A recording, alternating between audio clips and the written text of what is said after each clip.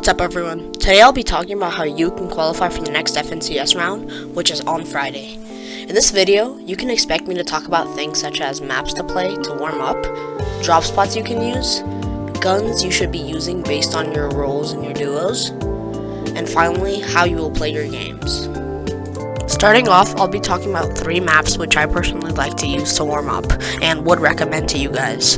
The first map is 1v1 Speed Realistics, which you will play with your duo at first, and then after you play a little bit of that, you'll play Martaw's FFA fights to warm up your mechanics, and I really like that map for warming up, so I would recommend it as well. And then what I would recommend to finish with is Duo Forever's No Mores, which will finish your duo chemistry, and you will remember and warm up things such as rotating, building, and just basic duo roles.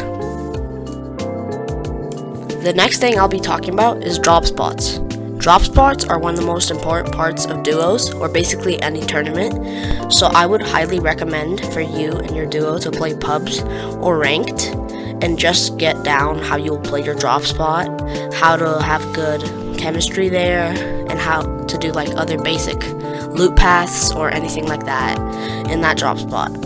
Some drop spots I would recommend is the Medallion POI, if you and your duo are very good and very confident about that. My personal drop spot is for players who are not as confident as Medallions, but who are ready to be contested. And it is an underground spot next to the factory, which has amazing loot. And a smaller drop spot I could recommend for players who are scared or anything like that is the factory itself, the yacht, or the secret cave on the outside of the map. This is only for people who don't have a drop spot yet, so if you do have one, you don't have to change it. The third thing I'll be talking about is roles.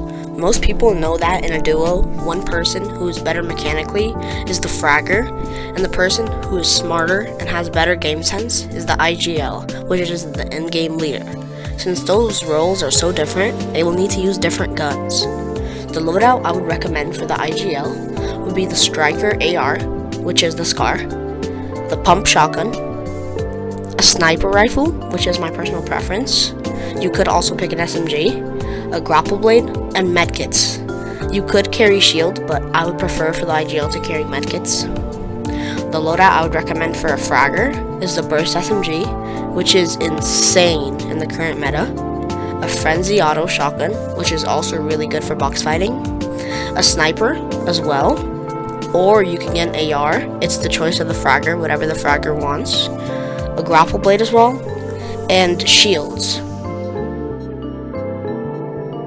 Finally, I'll be talking about how you will play your games. What was really surprising for me and my duo is how bad the players in the qualifiers were.